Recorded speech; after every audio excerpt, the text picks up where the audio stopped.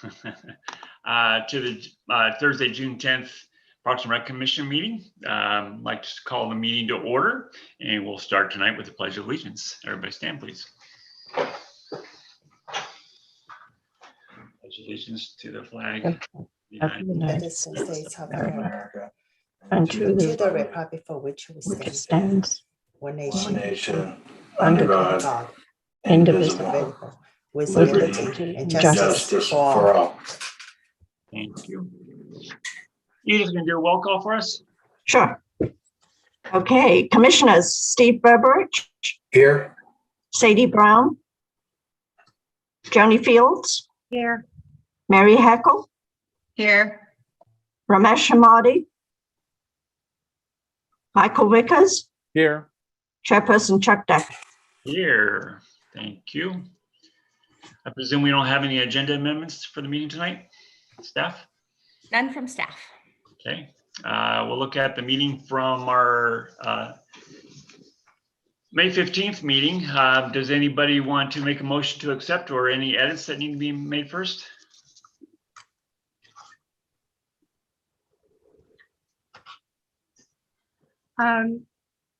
Chuck, I make a motion that we accept the minutes as presented.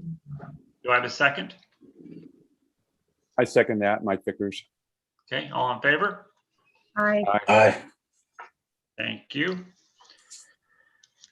Move on to the meeting that's open to the public. I presume we don't have any introductions, awards, presentations. You are correct. Okay. Public comment for any items that are not on the agenda. I understand tonight we have Jeff Bryant that wants to talk to us about pickleball. You want to bring him in? I don't see him in the room. Okay, he filled out his speaker card, so let me know if he comes in at any time during the meeting tonight. I can bring him in at the end. Okay. Excuse me, Chair, can I just confirm that Commissioner Amati has joined us? It looks like he has. Okay, thank you. Yes. Welcome, Ramesh. Moving on to then the matters for the Commission's review, action, and information. Item number 4, the review and comment of the proposed trails associated with the proposed 22-lot single-family residential development at Portola Ranch, PUD 138, located at 1000 Mini Drive within the Happy Valley specific plan area. Staff. Thank you. Can you see the slide? Yes, Jenny. Okay, thank you. Thank you, Chair. Good evening, members of the Park and Recreation Commission. The application in front of you is from the Sportano family, and the proposal is for 22 lot single family development that is also including the public trail. So what the Sportano family is proposing is a 22 lot single family residential development on a 33-acre portion of the 111-acre site known as the lot number 98 by the Happy Valley specific plan. The proposal includes the trail that is located within as well as outside the development area. For this reason, this project is before the Parks and Recreation Commission for comments, for review, and for the recommendation to the City Council. This is the aerial location of the project site.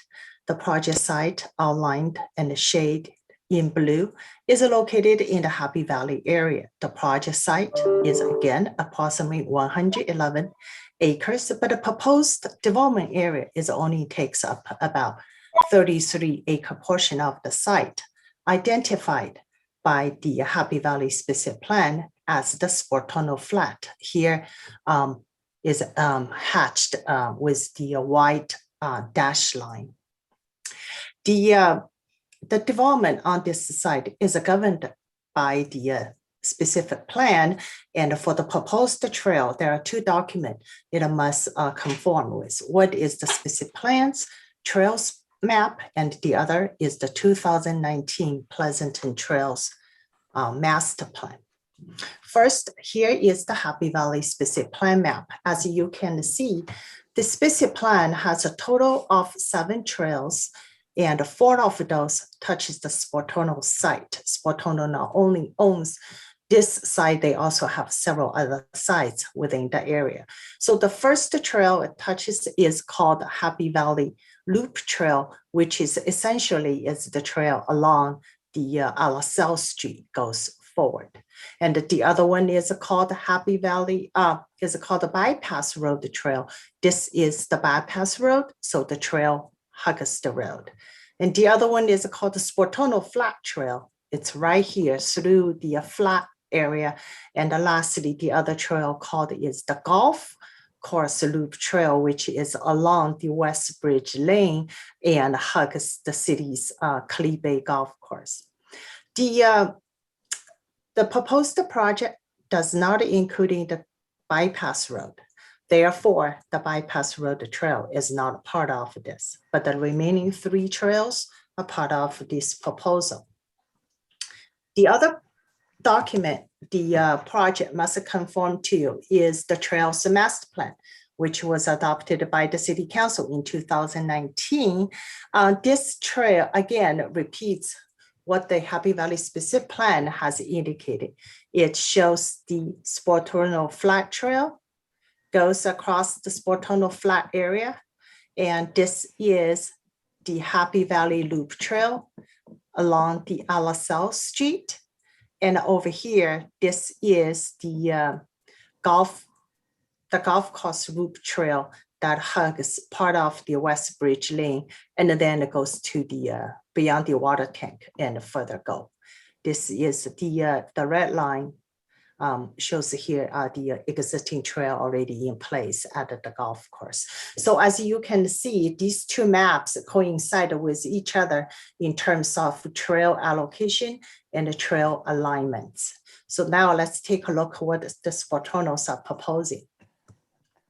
They propose 3 trail system. The first one is along Alasal Street, shows here in purple. And this trail also known as the Happy Valley Loop Trail. It will start from the project location, goes to travel north on the east side of Alasal until it reaches Sycamore Road. This trail is a 6-foot wide paved trail. The second trail is located in within the development. This alignment is coincide with the Sportono Flat Trail. This is a 8-foot wide paved trail on the north side of the proposed street. This segment is the called Golf Course Loop Trail. This is, I keep moving it, sorry. This is the West Bridge Lane. This is the West Bridge Lane, and then the trail will be located on the north side. This trail width varies, and in part is 6 feet, and then come to this section, it may narrow down to 4 feet, and we try to see how we be able to gain the extra right away to make it as wide as possible. And the Sportonos also propose another segment of the trail, which is not reflected in the map for both the specific plan or as well as the master plan. But as this project, there's along the back and hugs the church property. This is an open space, open parcel, and called parcel B. It is going to be dedicated as a trail use. So people have a choice. They either could walk on the side of the street for the trail, or they could go back and coming down to Alasal Street, goes cut the open space of parcel A and hugs and loops around, come back and continue on the trail on West Bridge Lane, comes up here, go towards the city water tank site, and then link to the existing trail. So this is the proposed trail system, and it is consistent with what the Happy Valley specific plan has laid it out. It is also consistent with the 2019 Pleasanton Trails Master Plan. As such, and the staff and found the project should have a favorable recommendation to the city council in terms of the trail system. But before I conclude the presentation, I wanted to just to make sure staff didn't receive public comments on the proposed trails, and that these comments has been shared with the commission. And I'm here to answer any questions the commission may have for this proposed trail system for the Sport Tunnel project. Thank you. Thank you, Jenny. Let me start off with Joni this time. Joni, any questions? Yeah, I do. Is there any way that you can enlarge your presentation of the last? This one? Yes, can you blow that up a little bit? It's pretty darn small. I can't, but this exhibit is included in your packet. And I'm sorry, but I'm doing this remotely. Jenny, you can't, Show, There- do you slideshow, select Jenny? Slider bar. yeah, slideshow on the On very the top left. bottom, or go ahead, Matt. On the top left, you could hit from current slide. Mhm. Hit that. better? Oh, yes, great. Okay. Okay, Super. sorry. Super. Didn't Okay, click that one. Okay, so you're showing with the purple dots. yes, This is Alisal Street. yes. Okay, and so it's connecting up to Sycamore. Yes, Now, who is paying for that extension? How is that being funded? this project right now and the funding of this, we wanted to include it as a CIP project, but the ultimate funding will be decided and by the city council. Okay, and so it's on, if you're coming down Sycamore and you're turning on Alisal, it's going to be on the left side? On the east side, Okay, that's. on the east side. Okay, the east side is the left side if I'm driving down. So how are you acquiring the The right of way. right of way for that plan? Alisal Street is located in the county. So if the council decided this is a funded CIP project, and then the staff will together work with the county to get an encroachment permit for doing So so. you're looking at taking some of the people's property away. We're not, we try not to, because we look at it, we walk at the site, we understand some of the homeowners, they have that landscaping all the way up. So we try to meander as much as we be able to, and not to take anything away. Okay, well, Have them to I've remove walked that a anyway. lot, many, many years. And you only have a 2-lane road there Yes, and you have gravel sides. So yes. it doesn't seem to me that we have 6 feet. We in areas, you're absolutely right, Commissioner, you're absolutely right. In areas, we may not have that 6 feet real estate, but we'll do the best to meander. And on the other hand, we may be able to shift the roadway a little bit to the west to gaining a little bit extra room, but all these need to be together, work with the county. We try our best to try to get a trail in, because we have heard enough residents desire and to have a trail for walking purpose. Yes. Okay, so now we're coming down to where it connects with the green. Yes. And this area where you have your Uh-huh. arrow where it Uh-huh. shows I don't know what it's supposed to be. Is This is this no, come back where it attaches, right here. It looks like a pond, or what are we talking about here? Is this somebody's land where you're taking the, No, yeah, right there. What is that? this is open parcel. We're not taking anybody's land. This is on Sportono's site.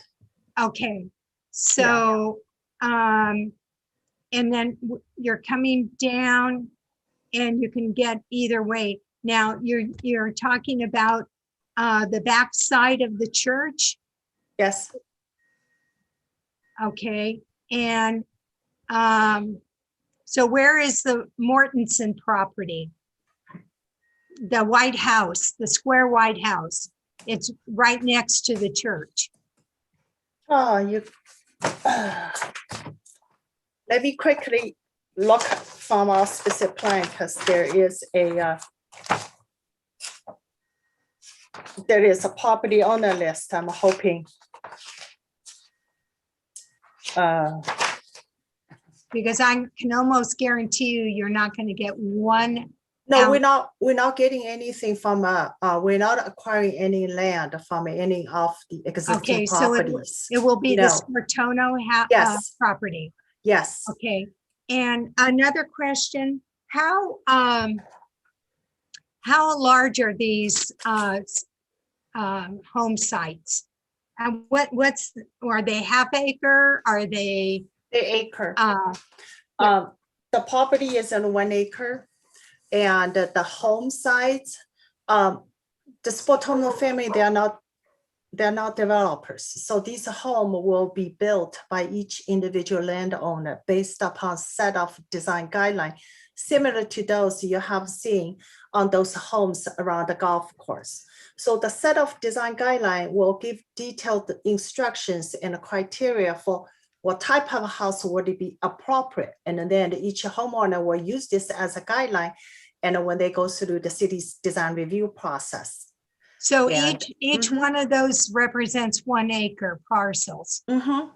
But the Re- house has a maximum square footage. They're not gonna have a monster house and come up like 30, 20 square feet or something, not gonna be that. It will be Okay. appropriate for the size which fits the Happy Okay, Valley. and the trail that's going in between these parcels, is that attached to no, up above, in between, where it's sandwiched? Yes. Yes, are up above, between each parcel. No, keep coming across, right there. So are those going to be next to the street? Yes. Or- So They the are. street on one side is the sidewalk, on the other side is the trail. Yes. Okay, and what about any kind of foliage or any kind of greenery? Yeah, we ask for planting strip. We call it separate sidewalks. Yes, we're asking for planting strip. Yes, And whose responsibility will that be to maintain it? that is a public street, but typically for the landscaping in the front is the homeowner, just like any other street. No, I'm talking about the trail. Who is trail, the cities. responsible for keeping that up? City. This trail is the city. Oops, where's my cursor? The trail along the street. This is the city maintained. This is Okay. HOA, because this is located on a private parcel. So this segment is, it's all public trail, just the maintenance difference. This is privately maintained. This is publicly maintained or city maintained. But it's all public accessible trails. Okay. Yeah. Let me see. Mm. So the city is going to pay for this. If the council approves. Yeah, because we have to get the I council. understand that. Mm. But I'm going, my feeling is the developer of the plots is the person that should be paying for this enhancement, because that's why people will want to be out there. Mm. And it's in the sphere of the city, correct?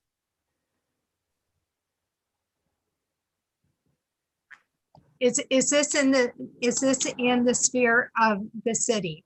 Oh, the Spartano site is inside the city limits.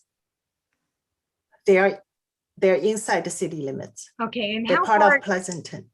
how far does that city limits go out to? Does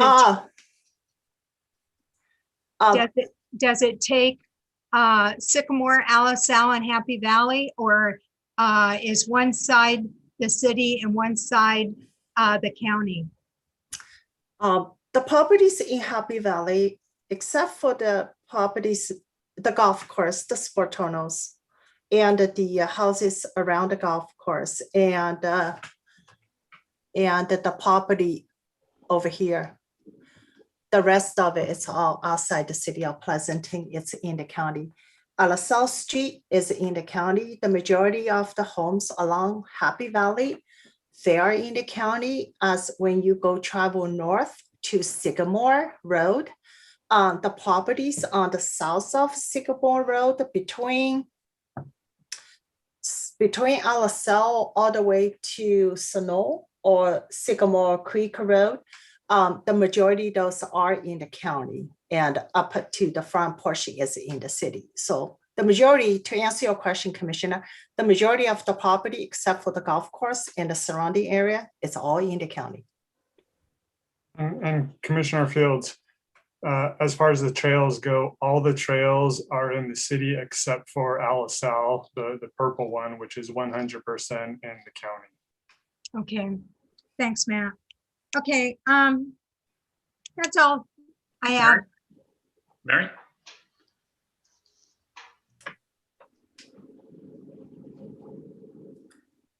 Mary, you there?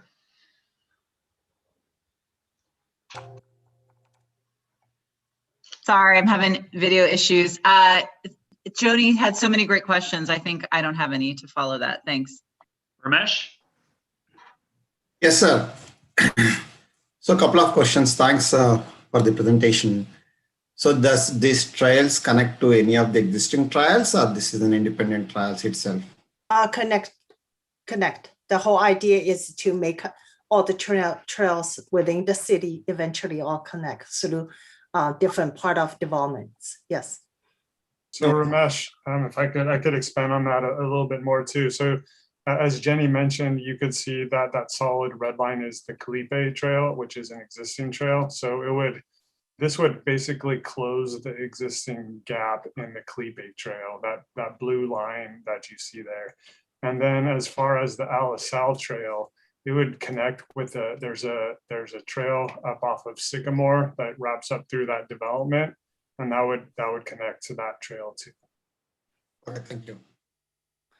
Yeah, added to what Matt mentioned, we just recently council approved another project, and they are just at the close to on Sycamore Road and very close to Alisal. And for that project, there is a dedication for the trail. So this Alisal Trail will connect to the trail on Sycamore Road and use the little private, I don't know, an alley called the Dell Way, and then connect to the trail, existing trail located behind the Bridle Creek development. So that will complete that loop as well. And Ramesh, also that connects to the neighborhood up there. So you could take a short distance of sidewalk and you could connect to what's going to be the future Blend Ranch Trail, which will connect to the Bondi Ranch Trail. And it'll be a fairly extensive network once everything's complete. Okay, thank you. And I was reading the public comments which is shared by the city staff. So are we giving any, are we kind of approving this? Our proposal is to kind of, is there kind of bringing under any exceptions, or what is it a normal practice? Sorry, this is my second meeting and I'm trying to understand the process and procedure. So it might be a kind of a dumb question, maybe let me know. But is there any regulations, like it's like per acre, like is there any regulation from a city policy perspective, like in this side of the property, each property need to be a 2-acre land and only one single family residence can go, anything like Oh. that? Ramesh, that'll be under city council purview for when it comes to those type of details, I'm pretty sure. Okay. Thank you. And by the way, your audio is coming through very light. Yeah, I can hardly hear you. Interesting.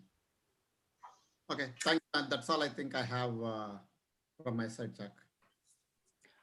If I may add, the Happy Valley specific plan laid out the densities and a minimum lot size. So the project, as proposed, conforms to those regulations, just to answer commission's question. Yeah. Okay. Michael? Yes, I've got a couple of questions. I think a lot of times what I will be doing is asking for some type of just a guesstimate, a cost estimate on what this may run, just some kind of ballpark figure, so I know what I'm actually looking at as far as from a cost perspective. Can anybody give me any idea of what we're looking at here? No, we haven't run any estimate on that one just yet. And just, Mike, the cost wouldn't be under our purview either. I realize that. I totally understand that. But when we're looking to approve things, it just seems to me that we're just almost looking at like wish lists, like doing things without any even understanding what the cost basis is on any of these projects. So I'm just going to keep asking that question on a continuous basis and try to figure out how we can get a better idea of what these projects are running. The question another one to follow up is on the Alisal Street, the county. So we're doing some type of a shared responsibility, or how is this going to work with that cost? We're going to be asking the county to cover the cost of that portion there on Alisal. Is that correct? I could only speak for previous experience working with the county, which I was informed. The county has been very cooperative with the City of Pleasanton's project, but as long as they are not responsible for any of the fundings, and they would allow you to do what you need to do and get an encroachment permit. Okay, so what you're saying unlikely the county will be participating in the trail construction. Yeah. Okay. One more real quick is the vision here to just simply be, especially I'm talking about the purple, the county area, and the green and the blue, is this all designed to be walking only, or is it a combination of walking and bicycling? I'm not sure bicycle. Matt, is this I think this is just gonna be a pedestrian trail, because the width, we have to work with what's existing, because on the east side of Alisal, there's also utility poles, utility boxes everywhere, and the people's existing landscaping. So we are not going to go in to relocate everything. So we're just going to work with existing real estate for what we could get and make the best out of it. So as far as I understand, this is going to be a pedestrian trail. So maybe Matt could chime in to see. Right. Matt, do you have any other info on that? Yeah, Mike, I would say, like, currently the Calipe Trail is a pedestrian only trail. Right. And there has been talk in the trails master plan from 2019, we talked about making it a biking trail too. We haven't switched it over to a biking trail. There's some improvements that would need to be made. And that trail is actually pretty darn narrow. So I actually just walked it fairly recently, and I think we would definitely have some hiker-biker conflicts. So as Jenny mentioned, a lot of these trails that we're doing here, we're pretty constrained as far as space goes. Right. So we don't have enough width to get biking and hiking on here. I think the biking would primarily occur on the street as it does now. So like on Westbridge, you see bikers all the time out there. That shoulder of the road that's out there, that would still exist. And we've talked to our traffic engineer about keeping that because of the high use that gets. And I imagine once we put in the trail on Spatorno Drive there, that green trail, most people would be riding their bikes on the street. Right, and I would imagine also if it probably will end up being walking only, that we would have signage appropriately to make sure that you know, people, you know, we from a starting point we say, you know, a walking only or not, no, you know, no bicycles allowed or something to that effect. Good luck.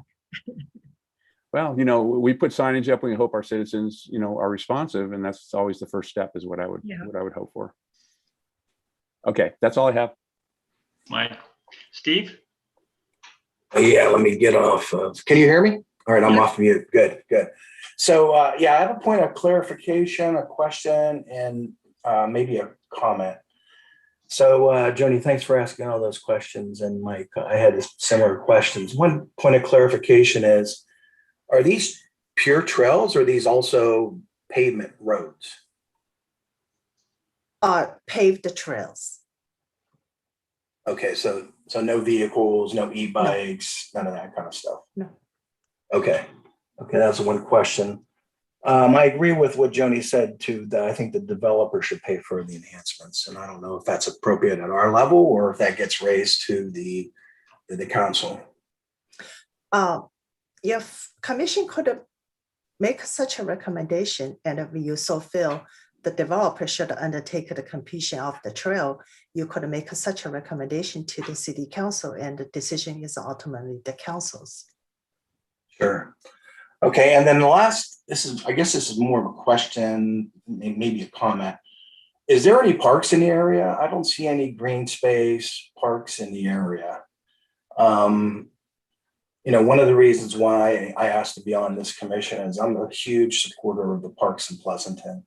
You know, I can walk to 4 parks from my house. I can go to the tennis park, I can go to Hanson Park, I can go to the sports park, I can go to Del Prado Park.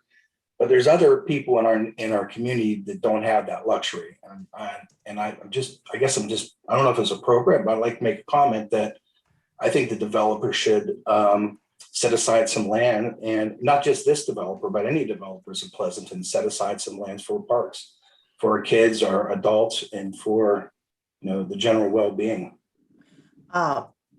We have this open parcel in the front. It is the open space, and the windmill, the existing windmill is being kept right here. And we could, you know, have some amenities, chairs, benches, and those, and for people to walk around. Okay. But Stephen, to answer your question about what the closest park is, there aren't any parks in this neighborhood, not even really close. There's a Mission Hills Park, and then there's the Senior Center, and those are the 2 closest parks, the closest neighborhood and the closest community park. Yeah, well, thanks for that clarification. You know, maybe this is not the place and time, but that troubles me that we're building out communities and we're not building out the green spaces, the parks for the rest of our citizens in the community. That would be a pretty exception though, because I think most of Pleasanton, I think almost most of our population is within, what is it, Matt? We try to stay within a quarter mile of most parks. Yeah, definitely a half mile, but in Pleasanton, I think the majority of properties are within a quarter mile of the park. This used to be all county property at one time, and I think so a lot of it's just because of how far out of the city kind of domain that it's unfortunately been left out of the park overall plan. Chuck, I have a question.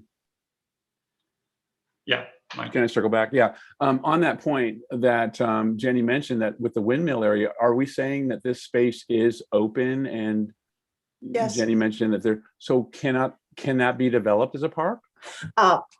There is a wetland area right over here. You cannot touch.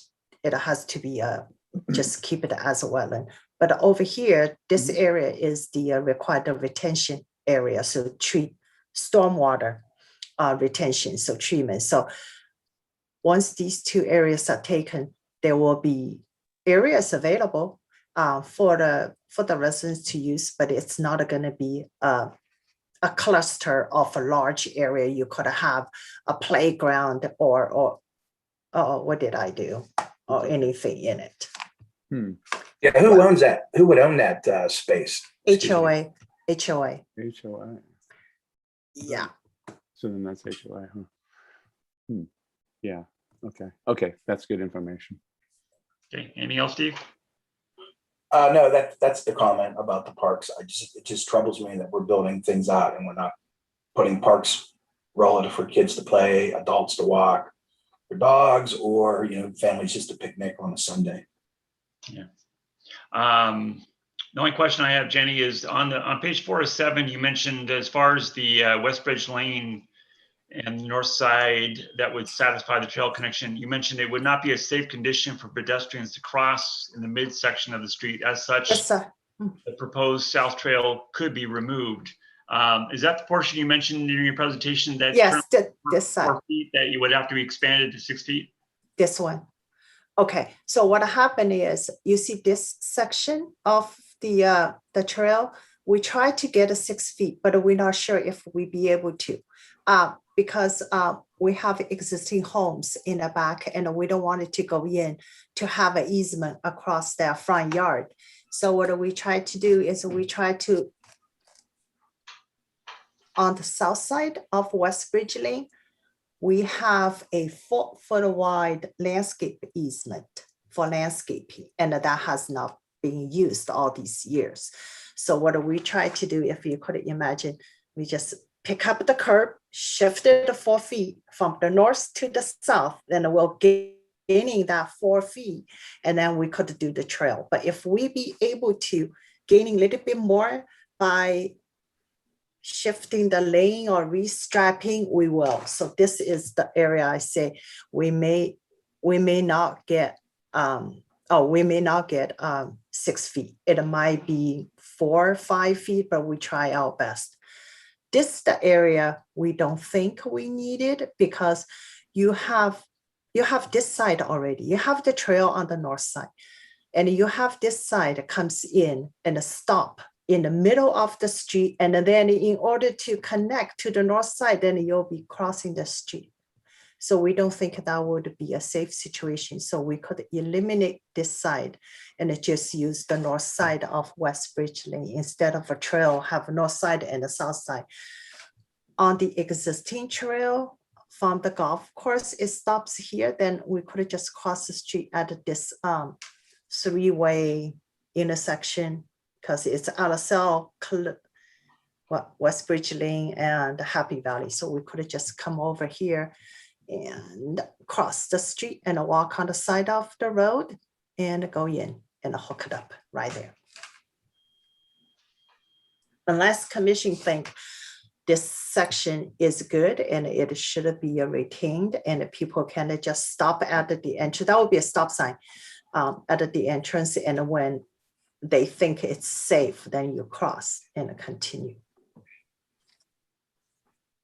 So in no instance would we, in the part of the planning, we would create a part of the trail that we would at the end consider to be unsafe, though.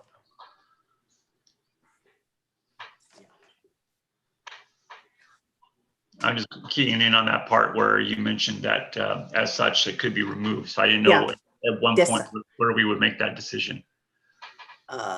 This side. We don't think this side is needed. But if commission think that should be capped, and we could cap. You want that to be part of our decision then?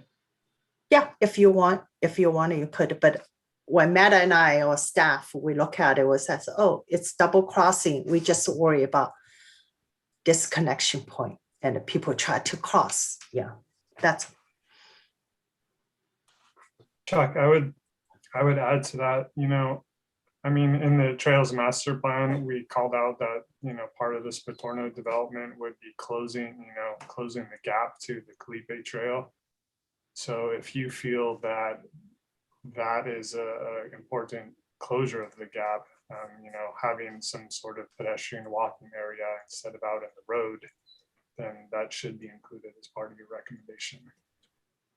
So that itself would promote safety in terms of having some type of walking area as opposed to the people walking on the road. Yeah, and that could just include, shifting some the striping or something to that effect.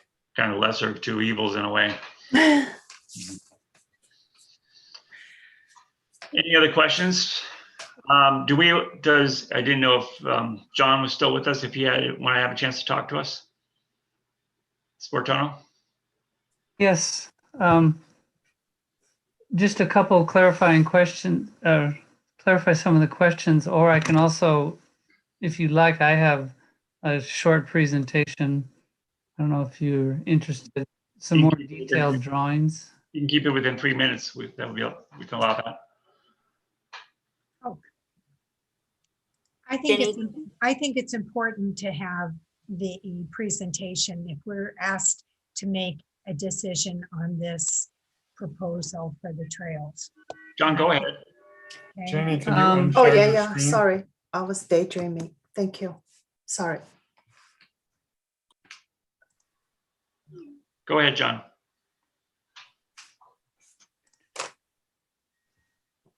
So are you seeing the screen?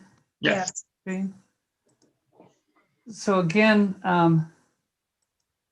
just to reiterate what Jenny had described, that we're actually not developers. I mean, there's been a number of developers that have reviewed this site, and really what we're trying to do is to understand if the 1998 specific plan is viable and be able to understand what exactly the appropriate development might be for this. And then, as Jenny pointed out, at some point, buyers or developers would then understand what the game plan would actually be more specifically. So we aren't planning to build anything at this time. And this is really our second step. We've had the First Carbon Solutions has been doing an environmental assessment based on the environmental impact report that was done for the previous developers looking at this project. And so we're obviously much less density. And so it's really just a recapitulation and showing less impacts than were proposed before, which didn't have any specific non-mitigatable impacts for the project. And as you guys are all aware, the site location, Jenny went over that, so I don't need to waste time with that. Again, this is the whole 158 acres or so laid out. Lot 98 goes up to actually the top of or just over the ridge line, if you want to call it that, the big hill we've always called it since we were kids. And then a portion of it is this 33 acres, which is within the urban growth boundary line for development. And it was really foreseen as an infill site connecting and a transitional site. I mean, all of the specific plan was looking at this idea of moving from the city proper to out into the more rural agricultural open space and the golf course. And so with that in mind, we have, I think, maybe the only place in the city where it has this rural density residential overlay. So it's really a 1 dwelling per 2 acres gross, or in the instance of substantial open space, which we have, we're allowed to go to 1.5 gross acres density, which is where that, with a 1 acre minimum, which Jenny mentioned, which is where that 22 number comes from for the lots. And so, and this is just a brief history. I won't bore you with all that, but obviously it's been in the family. I'm 4th generation Californian, and I've lived there my whole life. And so I can answer any questions about the history that you guys may have. Again, in order even to build Westbridge for the golf course, and that also to answer your question, that yes, we annexed with the golf course properties in the late 90s in order to help that whole project come forward. And then we also sold a chunk about 16 feet in order to build Westbridge up that right of way. And this is the historic windmill that I actually need to go out and fix yet again this weekend. So in a little bit closer, this is more detailed. The 33 acres is roughly in the highlighted yellow with an extension that went over behind Linfoot property. The urban growth boundary, as mentioned some designated wetlands. And then there's some existing drainage that goes on. The plan is laid out where we're proposing basically to bisect the property a little bit different than the specific plan had envisioned, just because other developers had attempted to connect the street in sort of an odd place on Alisal. And we felt that the street worked better to connect to an somewhat existing intersection and not affect the neighbors, and also run the street past the last houses on the golf course. So again, headlights and stuff. So that set the alignment up for the trail essentially, so that we would pick up the trail from Alisal, again, go across, Jenny mentioned the wetlands and the bioretention, would connect up, follow this. And I want to emphasize that this isn't your typical development. The lots are a minimum of an acre. Some of them are up to over 50,000 square feet. And the street has been designed to be in that rural characters, country lane per the specific plans, so that the street will feel somewhat like existing streets do out there, although there'll be more formal street trees proposed in the landscape plan. And then because we don't know all that could happen around us, we are proposing that loop trail, as Jenny mentioned. So even if nothing else happens around us, we can't get anything else done, that when this portion of our property gets developed, the trail system would be complete in and of itself. So you could loop around and come back out safely. But hopefully we will be able to connect on up to the Calipe. So that's sort of where we are. A couple other things just to note. I know there's been discussions in the past about a formalized park out here, but do remember there's hundreds of acres of open space, not a part of the golf course, that has trails and areas. We used to run the cattle out there actually for a while, that loop around. And of course, the golf course itself is a major amenity in green space itself. So we've heard both pros and cons about having a small formalized park out here. And Jenny is correct. By the time you put the bioretention basin in here, which we do need to collect stormwater and the wetlands, which the agencies are warning us not to mess with, because this is salamander territory. There'll be space there, but you couldn't use it for like play fields or playgrounds or anything like that. So I don't know if I can answer any other questions or. Any questions, Commissioner? One other thing is that in the development guidelines, we're proposing a minimum of 35-foot setbacks for these houses and shared driveways to minimize the amount of crossings so 2 lots would share a driveway in most instances, sometimes even 3. So we don't have as many interruptions across that pathway, and that the lots will be large enough that and the house is set back enough that there'll be turnaround space so that we won't have cars backing out onto the street. That was part of the traffic engineering input. So again, what we're hoping to receive tonight is conformance with this particular parcel, because that's what we have control of, with the Trails Master Plan. And then as all the other discussion points that you've all raised about who's paying for what, where, how it gets built. Again, the developers, landowners of the future project would do all of this within the bounds of our property. But as Jenny mentioned, what happens outside of that would have to be, agreed upon by all the neighborhood. I mean, we've even heard people don't want a trail in front of their house. So that's a whole nother design discussion that has to happen. And we are hoping to just go through this process again to define what's possible on our particular parcel. So our goal tonight is to have a recommendation that yes, within the confines of the Patorno Ranch, we are conforming with the Trails Master Plan. Thank you. Thank you, John. Commissioners, any further questions, or otherwise I'll take a motion as far as recommendation the staff is asking for us as far as reviewing their recommendation, and if you want to make any changes to that.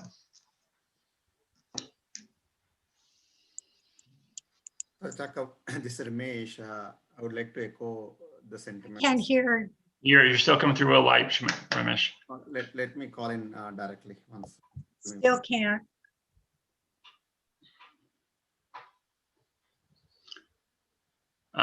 Anybody else want to make a motion or any questions?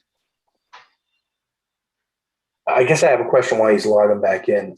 So are we gonna put some kind of caveat in there that the developers are gonna pay for the enhancements? You can make that part of your motion, Steve, and it'd be the rest of the commission, whether it was that, whether that would get a second or not. Should I do it now? You could. Okay, I'd like to make a motion that the developers pay for the enhancements that were mentioned earlier. You need to make it as far as the whole motion in terms of accepting the plan. Oh, okay, I got it. So I'd be accepting the plan. And I'd like to make a motion that the developers enhance that area as was spoke about earlier. Enhance or to fund it?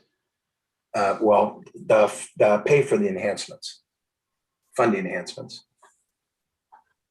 Sorry, I haven't done this before, so. Hey, okay, I've screwed up so many times you don't even know. So,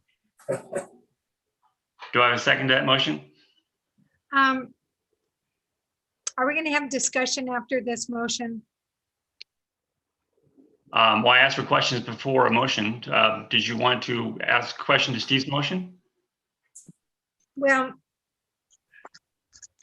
I'm concerned, and I'll bring up Mike's concern about the costing. I think, Right. Okay, no, I'm just looking for a second to Steve's motion. okay, I'm not gonna vote then. Lacking a second, does anybody else want to make a motion? So this is seconding Stephen's point. Are you seconding his motion? That's my question. Is this what we're voting on right now? Just the seconding his motion for funding? Correct. I would second that. I would second that. Edith, you want to do a roll call? Yeah, we're doing on the whole motion. Is that what you're asking for? To this first motion, correct? That's a motion to we have- accept. Excuse me, can we Go ahead. have a statement of what that motion is again? And what the second is before we we actually vote on this, Yeah. please? His motion was to accept the recommendation and include the funding for the enhancements By the developer. By the by developer. the developer. Yes. excuse me. Correct. So we have a motion, we have a second, so we need to now do a roll call. Heidi, go ahead. Were the public comments just accepted as emails? Because we did have those 2 speaker cards, and I don't know if those folks just weren't in the room and they came via email, or if we want to try to get those public comments in before we finalize this vote. Sure. Either, I think, did Robin Boggs or Steve Mix, did they end up joining? Yeah, Robin, I'll let Robin in first. Okay.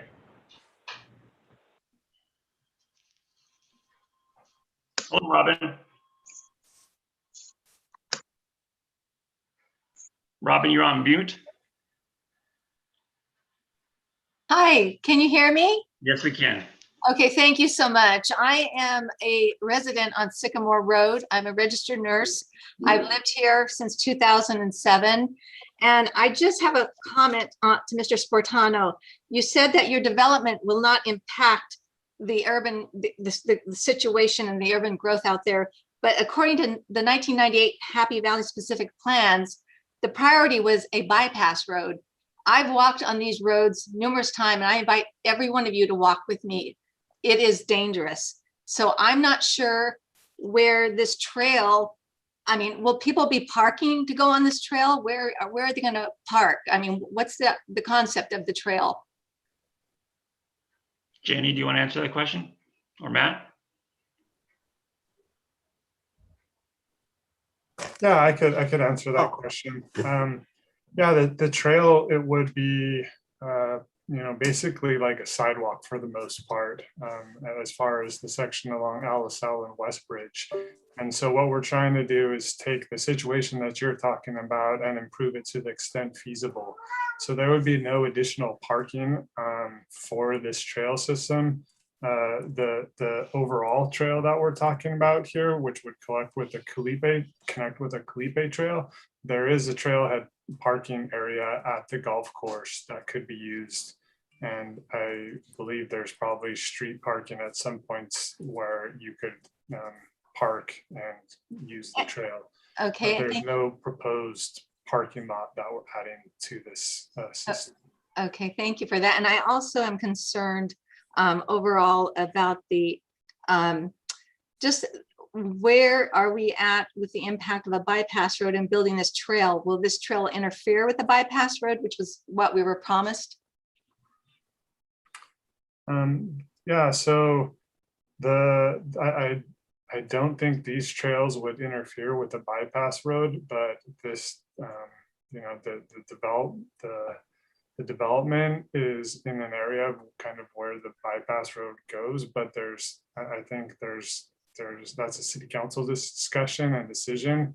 And there's a lot of things associated with the bypass road that are kind of separate from this discussion today that are much larger challenges and issues. Yeah. So I don't know where we are going to go with the bypass road in the future. Okay, and my concern is the safety of us because it's very, very difficult to walk safely. And I just really don't think this is going to be practical, but I will continue to monitor and follow you guys and see where this goes.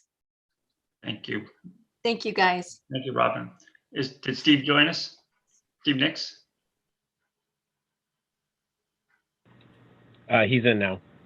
Welcome, Steve. You're on mute right now. If you want to unmute yourself.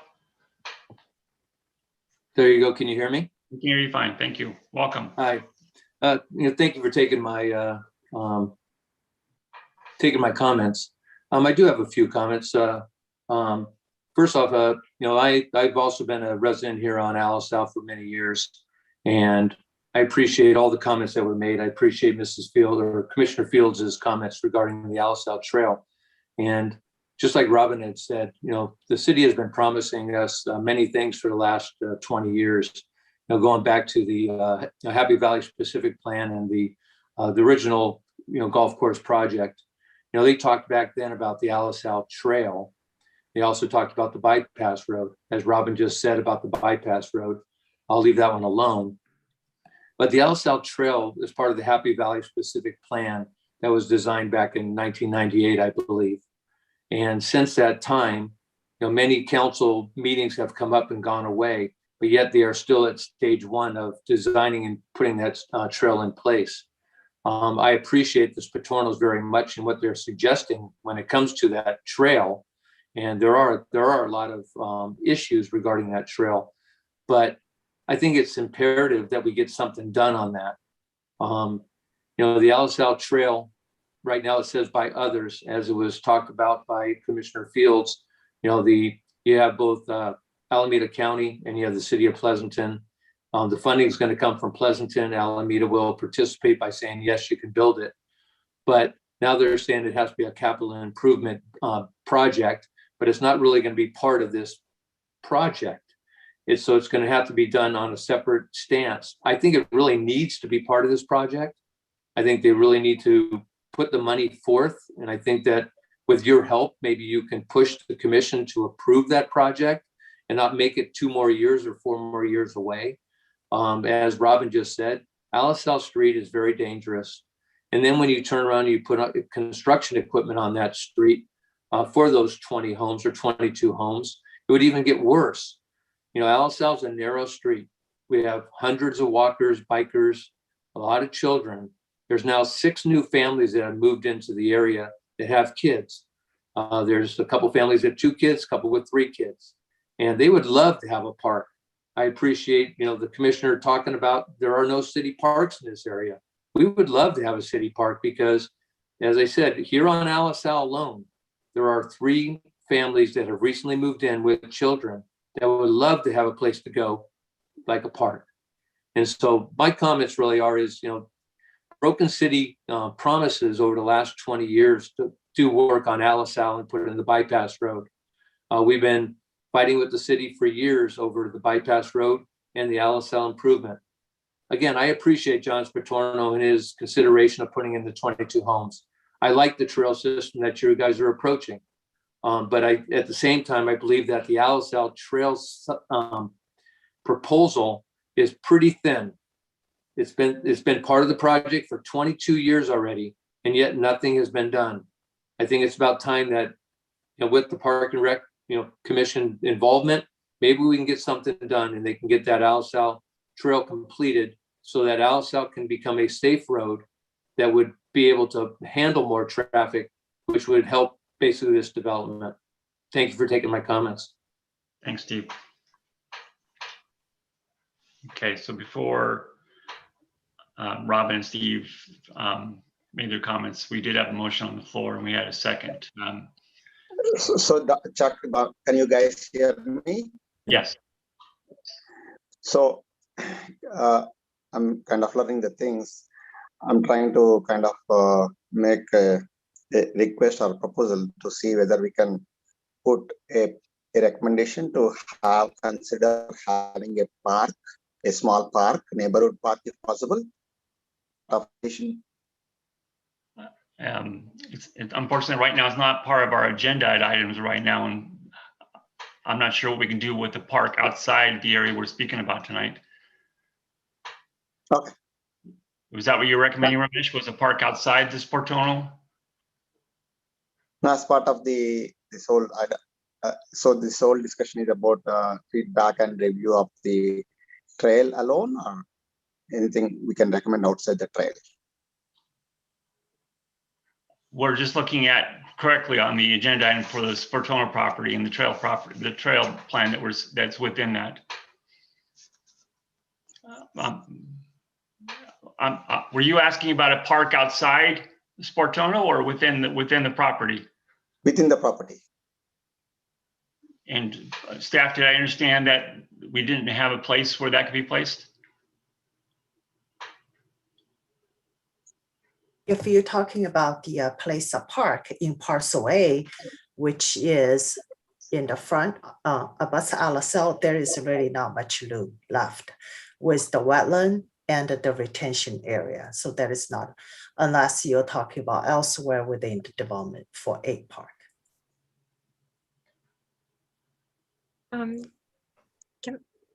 You know where you see the windmill?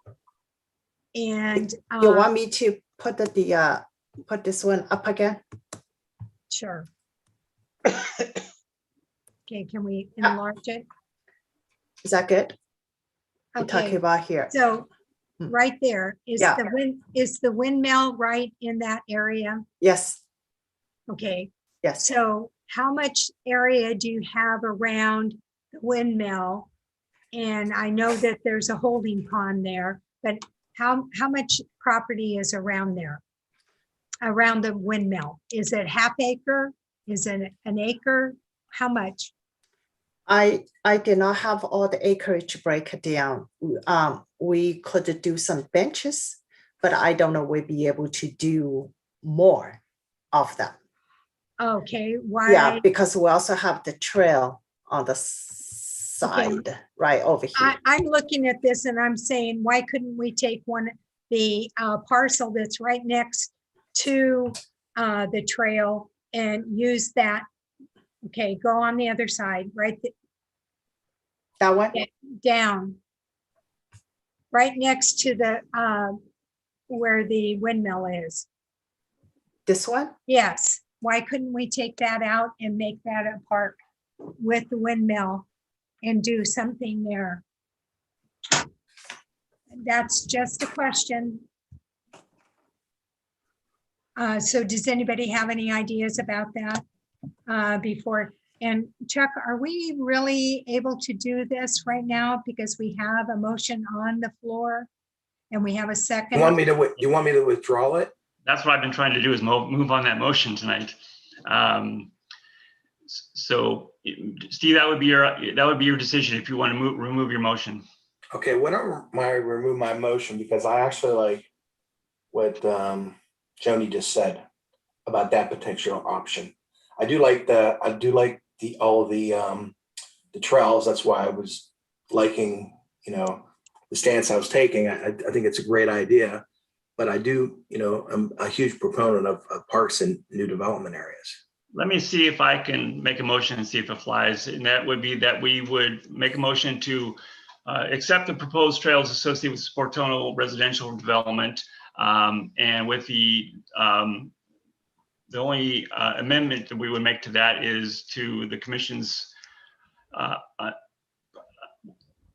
opportunity possibly to put a park or whatever park availability there would be for that area on the front near the that we're speaking about. That later on, if that's understood, that's an opportunity, then I think we should at least put our request in that be looked at. I second that motion. Can we have that read, please?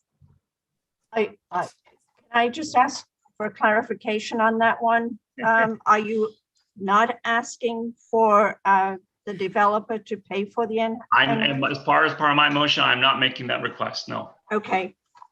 So you're accepting the proposal as presented and you're asking to include a park near the windmill area. If staff looks at it later and it's found that there's an opportunity to put a park in that area, that's a request that we would have at least to have be reviewed. Yeah. Do I have a second to that? Second. Edith, I'm sorry, who was the second on that one? Steve was the second. Steve, thank you. And the roll call. So all in favor, Commissioner Burbidge, Aye. Joni Fields, No. Mary Hackle, Just a point of clarification. I think I'm the alternate, so I'm not voting. Is that correct? No, we have. well, we don't have Sadie here Right. tonight, so Right. I believe Oh. you're allowed to vote.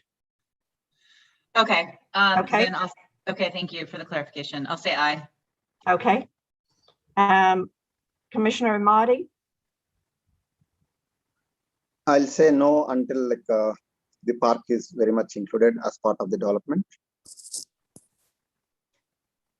Commissioner Vickers, I'll vote aye. and Chairperson Deckard. Aye. Thank you. So I have 4 ayes. Motion passes. Thank you, staff, for your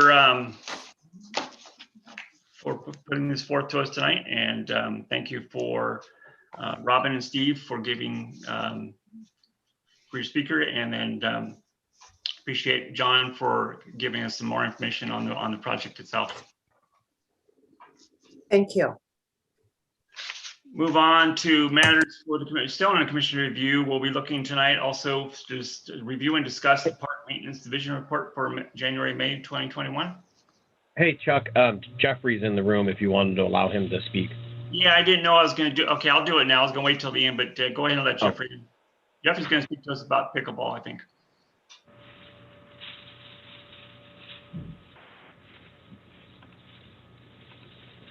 Jeffrey, you're on mute right now. No, I think. Hey, Jeffrey, just let you know, when we have public meetings, usually if there's going to be an agenda item and the speaker would like to talk to on something that's not on the agenda, whether it's a city council meeting or parks or commission meeting, you're always on the front end. So we would bring you in on the first part of the meeting. Yeah, I knew that. I got here at 7:02 and you were already on number 4. Okay, go ahead. Okay, thanks. My name is Jeff Bryant and I lived in Pleasanton for 3.5 years, my wife for over 40 years.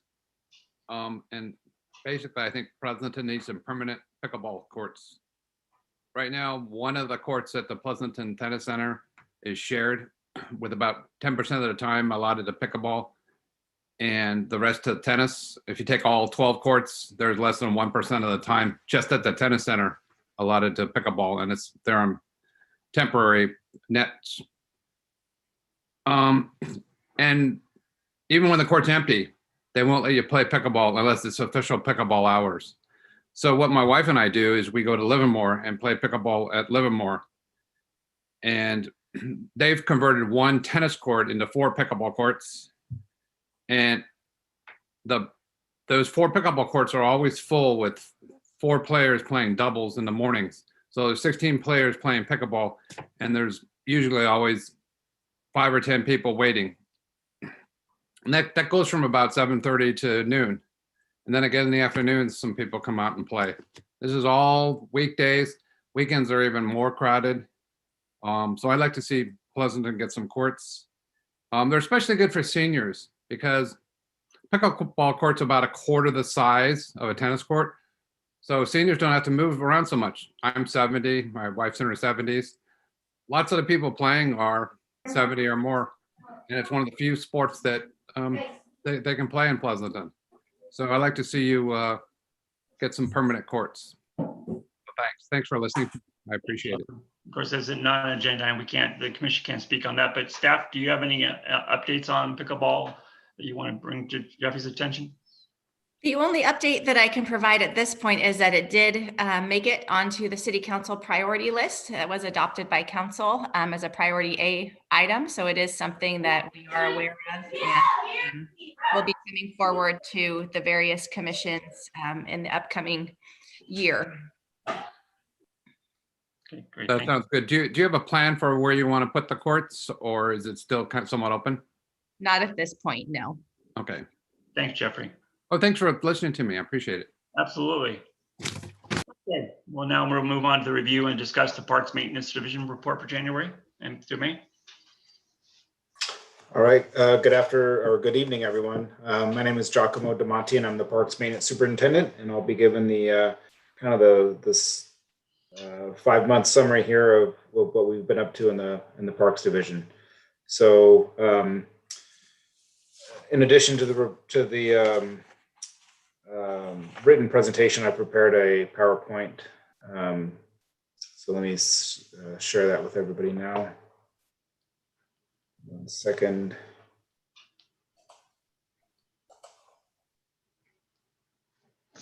Where do I see this share? Why don't I see it? Look at the bottom middle part of your screen, Giacomo. There Oh. should be a box with the arrow. Yeah, it's only the most colorful thing on the bottom of the screen there. Leave it to me. It's green. You didn't see it. I didn't see it. Yeah, just what am I thinking? Okay. Is everybody seeing the full screen view at this point? Yep, perfect. All right. So along with the written portion, I'm just going to kind of highlight the highlights in the presentation. Obviously, in addition to our normal regular maintenance, the Parks Division tries to do some enhancements or new projects to improve the condition of the parks, medians, and trails. And this will kind of highlight those efforts. Some of the things that aren't mentioned in this presentation are in the written document as well. With that, I'll kind of cycle through and we can talk about kind of what I think are the highlights of the last 5 months or so. So we've put a lot of effort into Val Vista Park this year. We've made upgrades to our storage sheds. This one is in between the soccer fields near the restroom, and we call it the soccer ball area where the large soccer balls and the wind socks are. So we've added some extra fencing to better secure this area. People were able to get over the top of these fences before we added these panels, and just could get into whatever we were trying to store there in terms of our maintenance activities. The storage area in the back closer to the Centennial Trail, we also did some security upgrades there as well. We replaced an existing climber with a new climber here at the Val Vista 5 to 12, and also repaired the slide the circular slide had damage to the bottom, causing the whole structure to be unstable. So that had been in the works for quite a while, interrupted by our time off with COVID, or time away from work with COVID. But playground is back open and functioning properly, and this new climbing net is kind of a nice addition, kind of modernized or brings the playground a little bit more interest. One of the bigger improvements was adding steel edging and decomposed granite to the areas just, I guess that'd be just south of the community garden. The previous plastic edging that separated the planters from the decomposed granite area had just lived its life and was beginning to warp and buckle and become tripping hazards. So that entire area received new edging, new decomposed granite. We had several declining alder trees, which just aren't drought tolerant and had kind of come to the end of their viable life. So we installed new trees in this area and also ran some new irrigation to it. Plans down the line will include adding some more infill planting in that area. So the trees that were planted there were some horse chestnut trees, which will have a nice flower to them. There's not a whole lot of color in this side of the park, so that'll give some pop of color in the spring. So this is one of my, I don't know, one of my passions, I guess, is trying to upgrade some of the systems that people just don't see. So this is like me showing off my water heater at my house. It's not very exciting, but something that is critical to what we do as a parks division. So inside the snack shack area, we have an area where we keep all of our irrigation controllers. And this park at the time had 4 irrigation controllers that basically received programs from our central computer, and which dictated what irrigation valves would run and for how long. And this was all based on an old-fashioned phone line. And we were having several issues with the phone line. We're having spotty communications, and each one of these controllers is original to the park. So our upgrade was to combine 3 of these controllers into one brand new cellular-based communication controller. So the communications are much more reliable. We don't have to worry about power outages anymore. Before, if there was a power outage, we'd have to go out and actually manually kind of reconfigure the software on the controllers. And this new upgrade will improve that communication, so we should have no more problems, and really brings us from probably the late 90s technology into the 2020s and 2021 type of a technology. Moeller Park, which is kind of not on the, it's a nice park on the west side of Pleasanton. Doesn't get a whole lot of attention, but it is a very nice park, very nice walking park. A lot of seniors use it because they have a senior living complex just to the north of it. We had lost several large Italian stone pines in a section along Foothill. So we've gone back and added some crepe myrtles and actually added some redwoods down at the bottom of the slope to kind of give this area some more interest. The crepe myrtles obviously will grow much larger and broader, and it will also provide blooms in the summer. And irrigation was also augmented in this area to make sure every tree is getting water and will succeed. So Hanson Park, as many of you are aware, it was vandalized on November 20th, 2020 by an arsonist or just a prank gone wrong. I don't know if they ever really got to the bottom of how it was lit on fire or why the fire spread so vigorously. But we did complete this repair, and it probably went as smooth as it could have in terms of getting the vendor on board that originally supplied the equipment the day it happened, working through the process of the design, finding the funding, getting it ordered, getting it demolished and installed. So we're all happy to get get this one back up and running. It's one of the favorite playgrounds of my family.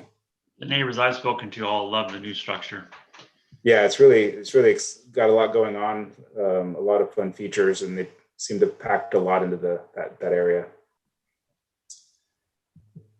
So Ken Mercer Sports Park. So this is another big thing that we've dealt with in the last several months, is we've had several declining redwood trees throughout the park, but with probably the largest concentration on the east side of the park, or what we refer to as Phase 5. A little bit of background on the reason for the decline. Redwood trees it's well known that they just don't tolerate recycled water very well. It does take several years for them to show this kind of symptomatic decline. I know with my previous agency, we had a park that was switched over to recycled water, and it took about 7 or 8 years for the redwood trees in that location to start to show this kind of symptomatic decline. So it's not something that's specific to Pleasanton. It's well known throughout the entire Bay Area. Obviously, these trees are more adapted to a coastal climate, a cool, foggy, fog belt type of a climate. Think of your Santa Cruz Mountains or Sonoma Coast type of an environment. So, and obviously the drought doesn't help either. The lack of predictable rainfall year after year doesn't help. So in my mind, it's a factor of all these things put together that has kind of led to some of this decline. So in terms of removals, we went through and identified the worst of the worst as kind of the way to start moving forward with getting new trees back into the park that might be more, that will be more adapted to recycled water and to the climate. So these, the map on the right just shows the trees that were removed. They're gone now. We have new trees that will be installed in July in this area to help bring back some more canopy cover. So these are just some of the other areas in Ken Mercer Sports Park where we had some other redwood trees that we've removed as well.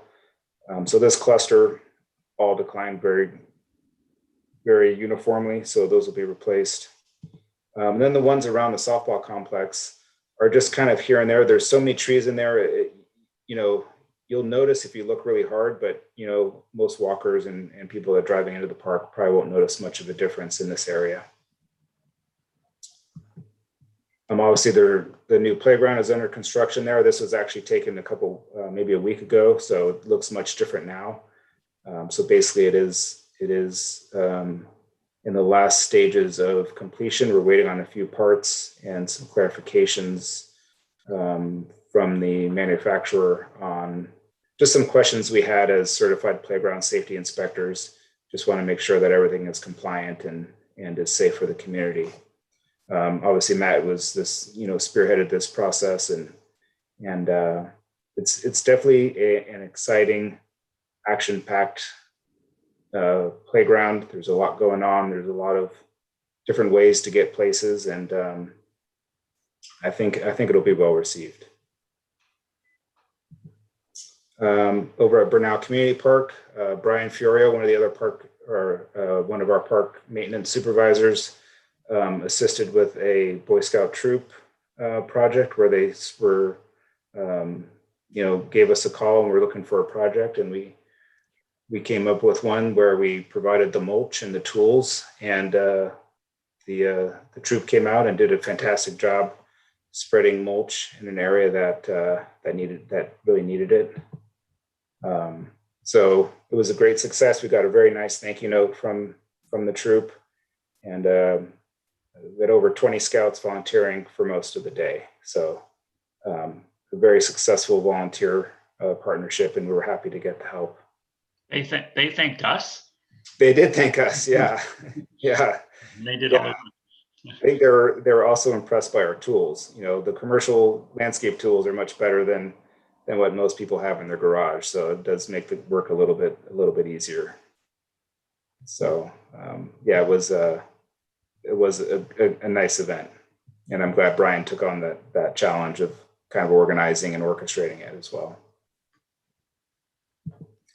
Up at Augusta Bernal Park, we did have a large oak tree that fell and blocked the trail. It's just, part of Mother Nature. But it was such a large tree, and it would require such large equipment to get it out of the way that we did end up closing the park, I believe, for one day, maybe two. I don't recall, but I think it was at least a day to get this out of the way. And this was a partnership with our tree contractor, West Coast Arborist, and park staff to get that cleared. So the picture on the far right shows the size of the piece of wood that was one of the last pieces removed. Behind that is a full-size backhoe. So it was definitely a big tree. My fellow hikers and myself were surprised how quickly you got that out of there. It was amazing. You got that done in 1 or 2 days.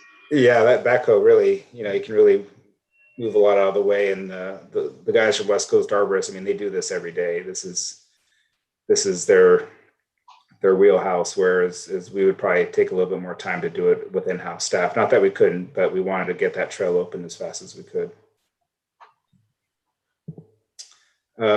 Moving into the median, so with Matt's assistance and working with our on-call contractor, we did a nice renovation project over at Elm Ridge Court. So on the left is what was there before, probably original to the development, which I believe was from the 1970s, Matt, if I'm not mistaken, with some of the original homeowners, really excited to see something different out in their cul-de-sac there. So our staff, with the help of our contractor, took out all the tree and shrub material there. And then our on-call contractor came in and did the rest of the demo and the planting with our guidance and assistance, and obviously Matt's design. So I think all these cul-de-sacs in this development have been upgraded over the years, and this was the last one. The irrigation was upgraded as well as also bringing it up to code with a backflow prevention device. Going back to medians, here's another one of my kind of, look at my water heater type pictures. So this is up at the Bondi tank. This is a new cellular to radio communication hub. So basically this takes a cellular signal from either software, well, from our computer, really, from any kind of website, takes that signal and converts it to a radio signal, which then broadcasts out to all of our controllers in our medians and a few parks as well. So again, this eliminates a somewhat unreliable phone line and makes it cellular based. So the communication is much more reliable. And it also enables our staff and others, such as the people that manage the cemeteries and irrigation, to actually manage it online. So and anywhere with a tablet or phone or computer at their workstation, they can go on and make changes to their irrigation programming. Giacomo, excuse Yes. me, could you let our new commissioners know where the Bondi water tank is? Because maybe they're not familiar where it is. Sure, yeah. So I always forget the name of the street, but it's off of Bernal. I think it's Roselma. Yeah. Roselma. Roselma Bondi, that was her property. Okay. And if they're going up or now from First Street, we'll see the water tank there. Right. So you actually would turn right on Roselma, and then there's a little kind of narrow driveway that goes up to the tank. There's quite a bit of communications up there for the whole city, partially because it's a very high point and has a great line of sight throughout, looking down over the city. So, we squirreled in our little box here and amongst a lot of other high-tech communication things for our utilities division. But this again is going to kind of take us out of the, phone, old, what they call them plain old phone lines now. They're that old, and, gets us away from phone lines into cellular communication, which is where everything is moving in the irrigation industry. And at some point, the word on the street is that, they're going to stop supporting the old fashioned plain old phone lines. And at any point, they could also turn them into a digital line from our understanding, which would also make some of our communication systems unusable. So along with these two examples, the one at Val Vista and this one as well, I forgot to mention, we also did some other Ethernet to radio Ethernet to radio communication upgrades at Gingerbread and the softball complex as well. And that's just, instead of using a cellular connection, it uses an Ethernet connection. So that again kind of brings us into the 21st century as well. So just kind of these kind of back end upgrades, which are going to help improve, our staff and our water management, or our staff using our staff time wisely and our water management. And that's really it. Those are kind of the big highlights of the past 5 months. I thought I'd throw this picture in. This is a very intricate irrigation repair. I believe it was at Del Prado Park. And this just shows what goes on underground and the skill it takes to put all this back together when we have a big major leak. And, it looks easy, but this is not an easy problem to solve with angles and pipes and fittings and shutoffs and wires and couplers. And, so I'm very proud of my staff that they have the skill to do these repairs and do them well at a very high level. So with that, you guys have any questions? Commissioner Rockwell, Fields? Yeah. I noticed that you put redwood trees in the Moeller Park. I thought we weren't doing that anymore because they weren't drought tolerant. Yes, that's a good point. That's a great question. So I went ahead with this plan kind of for two reasons. Number one, there's a huge existing row of redwood trees. And the other reason is this is at the bottom of a slope. So I felt like, any water that either rainfall or even any irrigation water that was going to be applied there would migrate down to the bottom. So we're trying to use the kind of the topography to provide those redwood trees with some help in getting established and getting going. So, and it's not a recycled water park. So we'll see how it goes.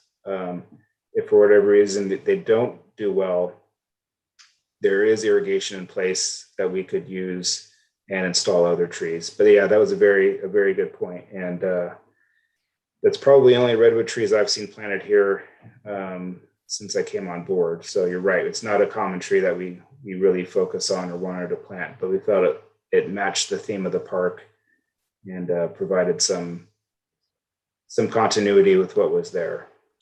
So, Hey, Joni, I would add one thing.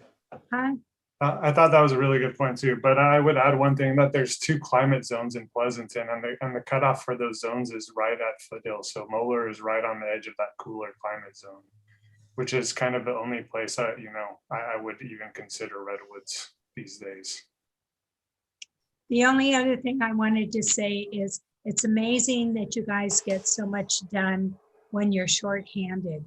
I noticed in your report that you have 6 less workers, and I'm hoping that in the future, pretty soon, that you can get that remedied.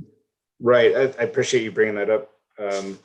So I should also mention that we lost two of our lead maintenance workers retired, and they were really great people and great co-workers and great friends. One is Marty Maher, who worked with the city for, I believe it was 19 or 20 years. And he was, overseeing the maintenance at, probably his major parks were Orloff and Nielsen, Creekside. And then Robert Cawthon, who was the lead maintenance worker, and I think he'd been a lead maintenance worker for close to 20 or 21 years, and he took care of our sports park, tennis and community, and wood thrush. So hats off to those 2 employees and all their hard work. And obviously we all know how great sports park looks and the other parks that Marty took care of and kind of led the maintenance on. But with that, I think that was 39 years of, You lost. no, yeah. 49 years of knowledge that we lost. I mean, I know they imparted a lot of it on the current staff, but it's still a big loss for our division. Giacomo, I saw one thing, a word I saw all over your report was the word vandalism.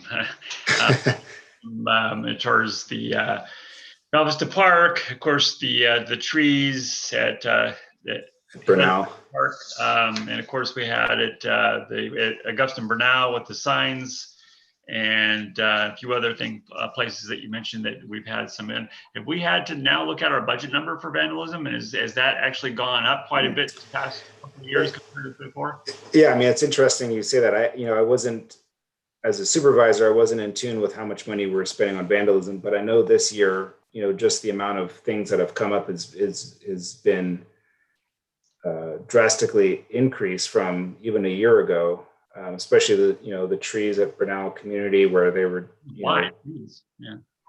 I don't know. We've seen every now and then, well, it happened at Creekside too a few years back. Someone would just take a hatchet and cut a tree down, and that was kind of happening at Bernal. Just random acts of vandalism. The broken signs up at Augusta and Bernal that, it's hard to say why someone would do that. We've had, graffiti at Laurel Creek Park, which is a park up near preserve staging area. That's decreased to some extent, so that's good news. We had someone run into the sign at Heatherlark and took that out in their car. So I don't know. I think people were just getting weird with the pandemic and decided to take out their frustration on And it'll get back to normal again. On our public parks. Yeah, let's hope so. Yeah, because there's nothing more frustrating than showing up on a Monday and finding out someone, vandalized something over the weekend. It's very, very discouraging. And this year it was quite expensive. I think we're up around $16,000 or $17,000 that we use to fix all these different issues. So I don't know if it's something we would necessarily budget for in the future, but it definitely does cost the city money. Other commissioners, comments, questions? Mike? Yeah, I've got a question. Giacomo, great report. Really like the infrastructure stuff, that wonky stuff. I wish I was as good as doing any kind of waterwork piping. I've had my share of challenges at my home here over the years. Couple things real quick. I was at Val Vista Park this morning, and I noticed in the hockey rink, which is supposed to be segmented off from regular skateboarding, we had 3 skateboarders in there. They weren't doing anything that was malicious, but I know that the requirements are that it's supposed to be inline skating only. And I'm not sure if that gate there is locked normally, but it was unlocked, so they had open access to that area. So right. So yeah. Go ahead.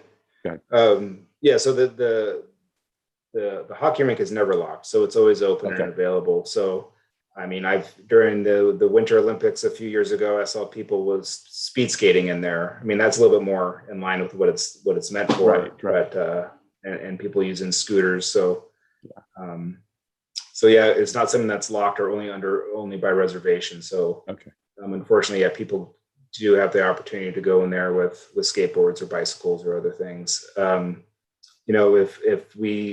If our staff sees something that shouldn't be taking place, or we feel like it's not appropriate for a location, they will stop and say something. They won't get confrontational, but they will make a mention of it. If it's really outside the lines, then we will call PD and have them come out and if they're still there, let them know that that's not appropriate use for that area. Okay, and a follow up on it. I've talked to a couple of neighbors here. I live in the Gates area, and a lot of us go into the Mercer Park area, and I wasn't familiar with the reasoning for changing out the play equipment in the back section, and also the one mid park. Just a quick fill in as to what the reason was to replace the play equipment, and what actually happened to that play equipment that was replaced, because it didn't look like it was that old. Right. So I know Matt can also kind of fill in the backstory on this as well, but that that phase 5 or the Eastern Playground, actually both of them are well over 20 years old. And that's typically about the threshold where we start, well, really before that threshold, we should start looking at replacing them. 20 is really the outer edge of the lifespan. As those playgrounds age, you start running into more maintenance issues with the plastic deteriorating, broken slides, broken panels, and simply some of these things are not, replacement parts aren't manufactured anymore, so they get harder and harder to maintain. So before they get to that point and we have to block off slides or just remove features, we're trying to get ahead of it and replace the playgrounds before they become so in disrepair that they just have to be closed and wait for the whole process to unfold afterwards. Yeah, I've been in my home for 21 years, and I thought it was replaced sometime in the last 10, 12 years. Maybe I was wrong on that. Maybe it is that old. Those I thought they had gone through a replacement cycle before 20 years. So if that's the case, I'm not going to question you guys. It just seemed that it was replaced at some time in the last 10 or 12 years, but I don't have records of that. Yeah, I mean, looking at our records based on our maintenance manuals that we get when we get a new playground, that was the timeline that we showed them. They were Okay. about 20 years old. And if you look at the Eastern Playground compared to what a modern playground looks like now, it's night and day. I know there was a lot of community input on what playground should go back in, but yeah, I think it was overdue there. I mean, we have lots of aging playgrounds that we plan to get to. Some, some weather better than others, and that might be based on how much use they get, how much sun they get, how much exposure they get. No problem. Good deal. Thank you. Thank you. Question, move on. Dr. Mo? Steve? Yeah, I just want to say one thing. You guys do a great job on the parks. I've lived in 4 different homes in Pleasanton, in and out for 30 years. And, that's what draws a lot of people to our community. Our school districts are great, but our parks are pristine. So thank you so much for doing what you do. Thank you. Yeah, I'll pass that along to my staff. I mostly push paper and do emails. So it's really the guys out there that are getting it done, and gals, and that do a great job. And they're truly passionate about turning out a great product, and they do care a lot, and they work tremendously hard. And we appreciate any compliment that we can get, and we're always open for, discussion and things that we can improve on, obviously within our purview and what we can do. So I appreciate that. Thank you. Any other questions or comments of Giacomo? Thanks, Giacomo. Appreciate your time tonight. All right. Thanks, everyone. All right. Move on to recommend, looking at the city council adopt the new recreation programs and fees for the fiscal year. Heidi, you want to speak on that? Absolutely. Thank you all. So each year, per our fee policy, the Recreation Department can create new programs with new fees established based on the provisions of the fee policy. And then we need to bring them back to you all and then to City Council just to ratify those to keep us in check. So as you can see, for this past fiscal year, the bulk of what we brought in was new programs to exist during COVID. A lot of virtual programs that we'd never done before, online, and also small in-person. And then one exciting new thing at the end, if you look at the end of the chart, we have been asked multiple times by multiple community members. People want to donate park benches, picnic tables, and trees in memoriam, of loved ones. And so this was something that Giacomo and our team worked really closely together on to come up with pricing. The pricing that is listed here is covers the cost of purchase, installation, maintenance, and the memorial plaque. So these are the recommended fees for this new program based on the community's desire to have this. The locations are determined by the Parks Division. The style of bench is determined by the Parks Division so that it will be consistent with the city look and feel. It won't be wild and crazy, though there's a caveat. If someone comes in and wants to do an art bench like the one out at Val Vista or the one at Cottinger Park, there are opportunities outside of this fee opportunity for people to do that. Those prices are all varied, so we'd work through that on an individual basis. With that, I'm happy to answer any questions you might have. I have a question. On that bench project and the picnic tables and so forth, trees, how are we going to publicize that to the public?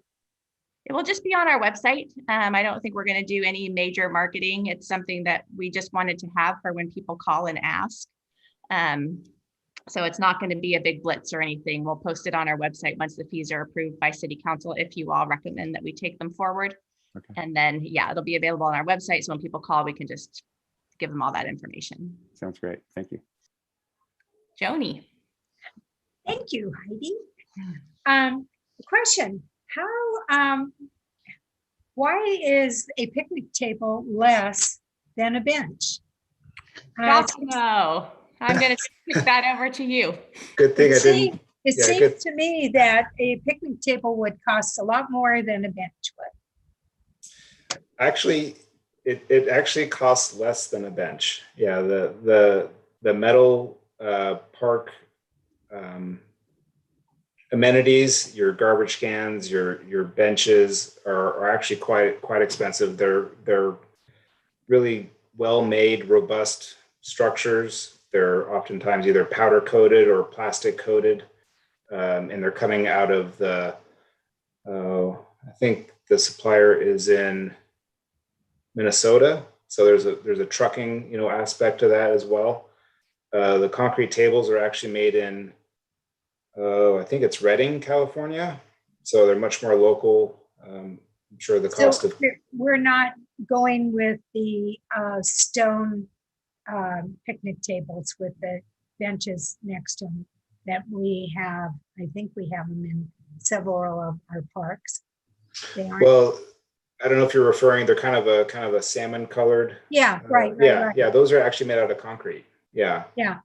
Yeah. So those are what we would go to. Those would be what would be an option if someone wanted to donate a picnic table. Yes. So. Okay. And yes, those are actually cheaper than the metal benches. Aesthetically, I think they're better looking. Than the metal benches. Yeah. Yeah. So just me. Okay.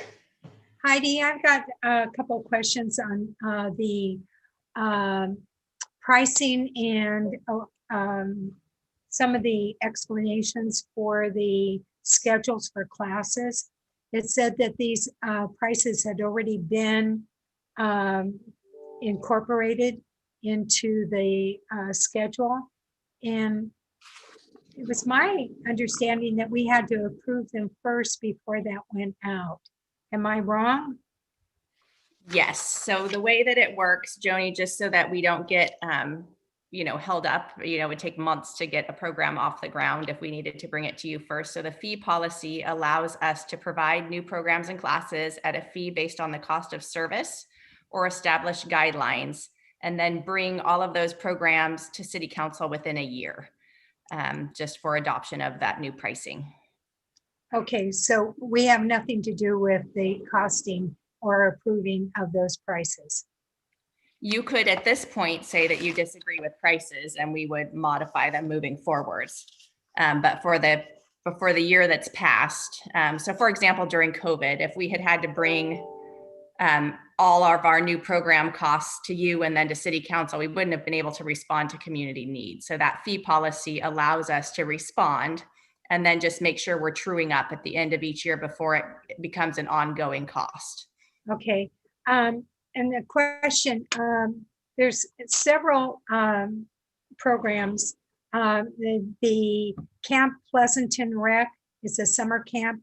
What's provided on those? The June 7th through August 6th, it's $219 a week.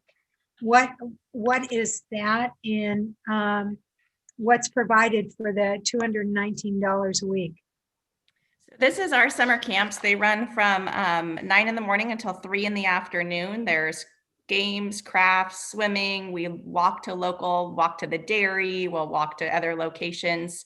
It's a really incredibly low price for a week of day camp for kids.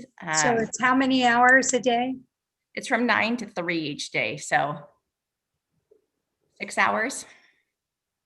Okay.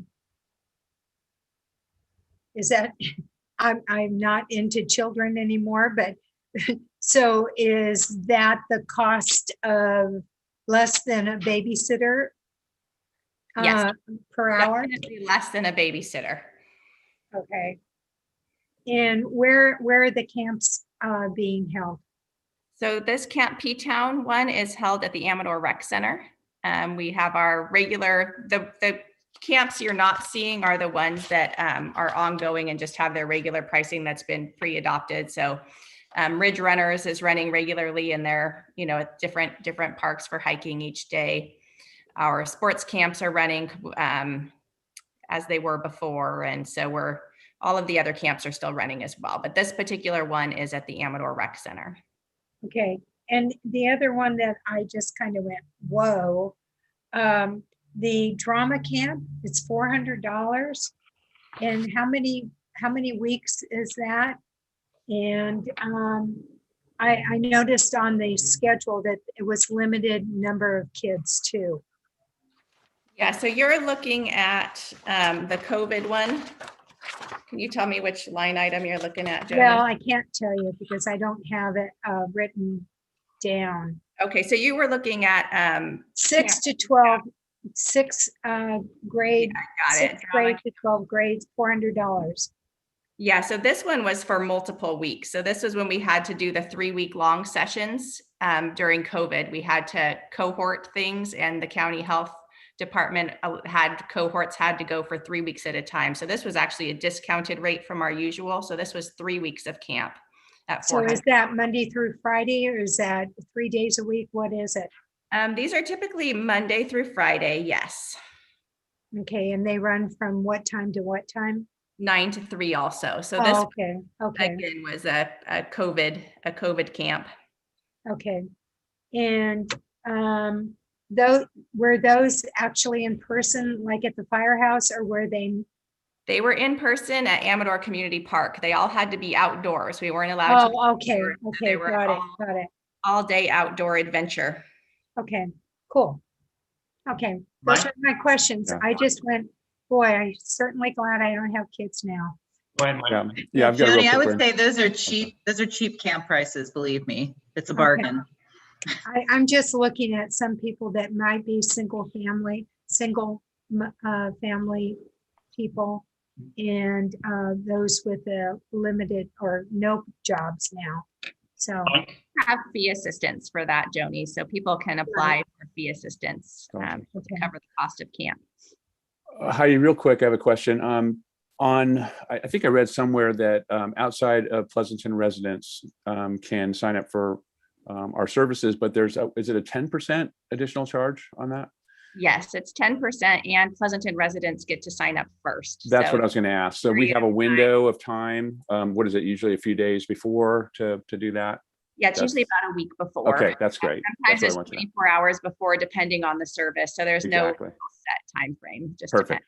Thank you. But for example, like our drama camps sell out in the first 2 minutes every year. It's if you're not in, one of the first ones in, you're not getting a camp space. And this year, most of our camps actually filled up within the first couple of days. Great. Very good. and Ridge Runners, it's always huge. Yes. Yeah. Heidi, I had a quick question about along the lines of the benches and the tables and the trees.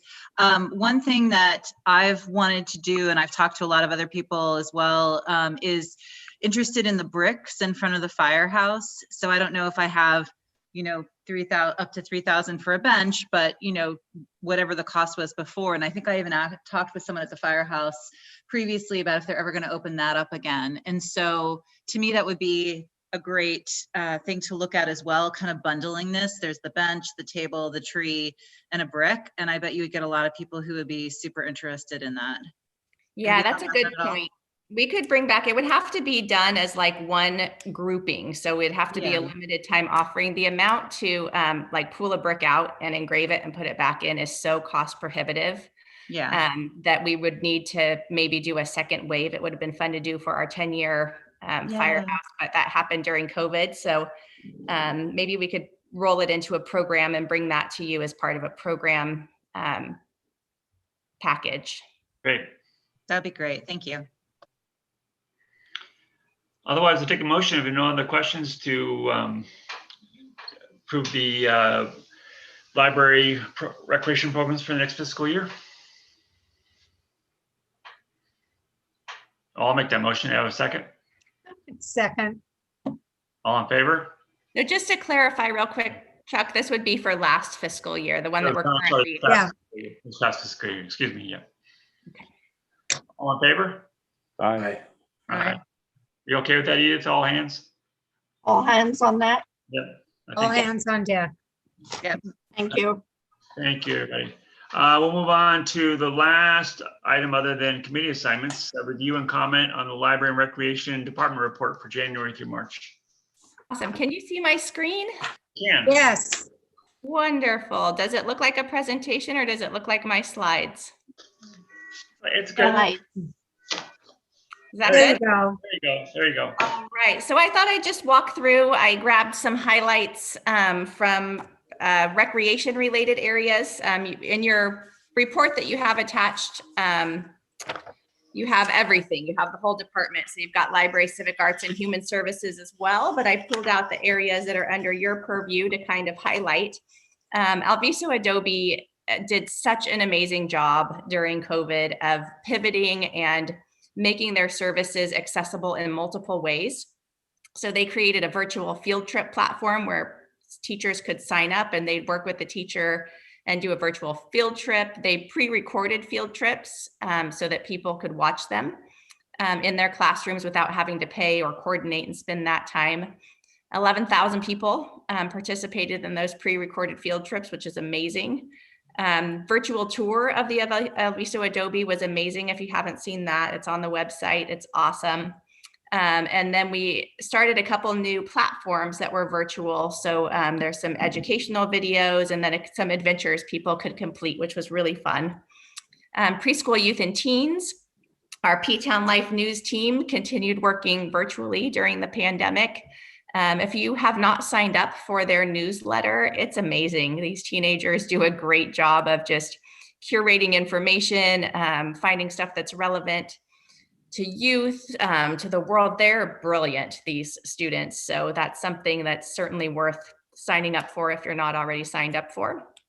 Youth and Government Day this year, we did virtually. Usually we get a very, very large turnout, but to have 30 students attend a full virtual day was pretty impressive. And then we had an after-school program because so many childcare programs were closed, that we did recess for middle school aged students to come and play at Amador Rec after school each day, which was a lot of fun. And then sports and aquatics continued operating during the pandemic. We have lane reservations for lap swim, and that's getting better and better. So we're allowed to get more and more people in the pool, which is great. So 26,000 or 2,600 people swam during the pandemic. 26,000 would be a lot. Sorry, Joni. And then we also had contract sports instructors. So outdoor sports were allowed to continue. So that was really great as well. And then just a reminder about our mission statement here: start your journey here, discover, connect, enjoy. And we were able to really allow people to do that even during the depths of the pandemic. So we're really excited. I'm really impressed with our team and how well the team served the community through the pandemic, not just through our programs, but working as disaster service workers, as you've seen in previous reports, serving meals, making meals, delivering groceries, setting up vaccine sites. They're doing a great job. Hey, that's my photo on the bottom. Yeah, it's beautiful. We love that photo. Dog walk. I'm happy to answer any questions or also go over anything from the fuller version of the report if you're interested. Heidi, when is the Adobe going to open up, or and Are we going to have swim classes or not this year? Yes, so I just attended lifeguard training today. Swim lessons are starting next week. So we are training all of our new guards this week. And so swim lessons start next week. The Adobe is currently open for Ridge Runners for the camp up there. And I think we'll be opening to the general public soon. Great.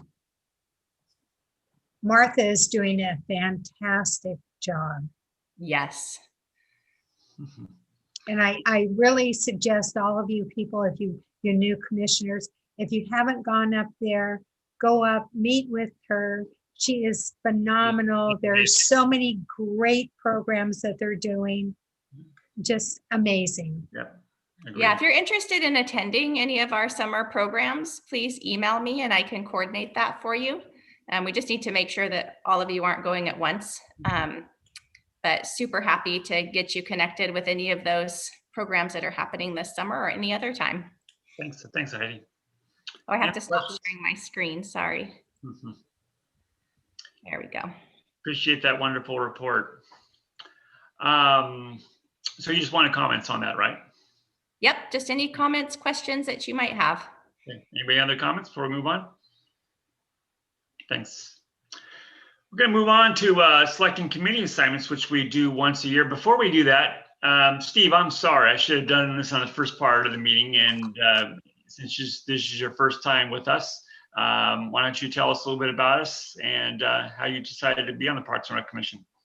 Yeah, sure. So as I said earlier, I've lived in Pleasanton in and out for the last 30 years. I've had 4 homes in Pleasanton in 4 different neighborhoods. And I've spent probably most of my years in public accounting. And outside of public accounting, I'm working for a high-tech company now, but I come out of the high-tech environment. So that's a little about my background. So I approached Jerry Thorne when he was mayor. Again, like I said, I'm a big supporter of the parks and the sports programs we have. And asked him to get on the Parks and Rec, and he said, "You're going to wait for a while, but thanks for asking." And he said, "If you want to join the EVC." So I joined the EVC. I was on the EVC for 2 years, really enjoyed it, and I'm happy to be part of this team. Thanks, Chuck. Yeah, great, Steve. Thank you. Do you have any kids? Why are you interested besides, just the Park and Rec? Oh, because I'm pretty active in my neighborhood. I'm part of the neighborhood watch. Country Fair is where I live. It's turned over. A lot of new families have moved into the area. I'm pretty active in the cricket community. I was one of the sponsors of the corporate league, whereas Ramesh was working with the children. So, I went around and talked to people at Workday and at Ellie Mae, where I worked, and a couple other locations. My company sponsored the Corporate Cricket League. Actually, I'm really active in, when you get active in the pickleball, anything new to the community, I think it's important that we embrace these opportunities for folks. My daughter does play softball and basketball, but she also is on PVC swim and was in soccer. So she has a lot of friends that spanned all of those leagues, and we need to keep, those activities going for all the kids. Great. Hey, can I jump in real quick? Steve, I'm not sure if you're aware, we need to find a new sponsor for the Bernal property, the Patelco. Chuck, you might want to jump in on that because we talked about that last meeting. And I think Steve would be awesome with the connections he has with, I heard Workday there. Chuck, you want to just throw it in real quick? I know it's an important thing. We're giving Patelco free advertising and they don't, it's not theirs right now. Well, so just a moment. So that's part of the Sports Council. We do have an extended agreement with our current sponsors there. So just due to COVID, but Sports Council, since we're talking about the committee assignment, Sports Council would be the one that. Okay. I thought, I apologize. I thought they were completely from last week or last meeting. It was, they're on borrowed time. That was the impression that I got. So I didn't know they had an extension. Well, Mike, we're going to give you the opportunity tonight to be on the Sports Council. Yes, and that's my first choice. Okay. So just to go over the committees again, we have the bicycle pedestrian trails. On that one, I just want to make some, understand that it's that one, because I guess the way that it's set up, it's the chair of the Parks and Rec Commission that's on the bicycle pedestrian trails committee. So I stay on that until the next chair comes on, and then that person replaces me. So that we should probably put that in the paragraph that we have. Also, there's nobody from eBay Parks or any of the other groups that were on that. They're not part of our group. They might have been at one point, but it's just really the people, the city, the city employees, and of course the volunteers. And then we have the community character. We have the city East Bay Council Parks Recreation Committee, which I think hasn't met in at least a couple of years. Heritage Tree Advisory Board, which I've been on for the last couple of years. Public Arts Selection Subcommittee, which Commissioner Fields has been on. And Sports Council, which our previous Commissioner Brian had been on prior to his leaving us. So why don't we move through them one by one, unless Heidi, you have any other ideas in terms of how we do this? I think your idea is fantastic. Okay. We already have, like I said, the bike pedestrian trail. I'll stay on that. Community character, I am on that now. I replaced Me. You, Joni. So, but if anybody else has would like to be on that, or I'm already on currently Heritage Tree and bicycle pedestrian. Heritage Tree is another one, and we can look at somebody else if they would like to replace me on that. If anybody's considering the community of character, it meets during the day at noon. So if 1 to 2. you are, That's been my issue. so if you are involved with somewhere where you have to be all the time, like a job, is probably not the best place for you. Joni, it says here 1 p.m. to 2 p.m. Yes, Okay, yeah, not noon. 1 well, to 2. or noon to 1, depends. Oh, it didn't say that. Okay, so noon to 1 Okay. also. Yeah, and it's pretty much noon to 1. Anybody else interested in being a community character? I can nominate myself for that. Okay. Ramesh? Yes. You're on, and we need a second person. I'll stay on it as a second person too, in case you can't make a meeting. You'll find it very interesting. Thank And you. I'll have a discussion with you just. And if you want any info, I can give you some. Joni and I can give you some information. Chuck, do you need an alternate for the bicycle pedestrian? I do. Anybody like to be my alternate for the bicycle pedestrian? It's a great group. They are definitely a group that's very interested in making sure that we have the. I would do that as an alternate. All right, Mike's my alternate.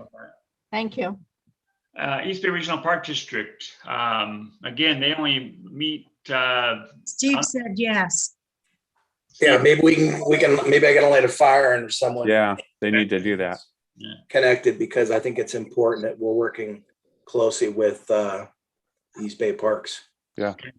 I would add, since we're talking about East Bay Parks, we are having a meeting next week with the Park District regarding GARMs. Great, finally, yeah. Okay. And I'll be your alternate to that, Steve, since I'm involved already with East Bay Parks as a volunteer. Okay, great. And then we have Heritage Tree Review Board. Whenever. I would like to try that. Okay. So you don't need any information on that because you already know about it. Joni will be the new person on the Heritage Tree Review Board. Anybody want to be her alternate?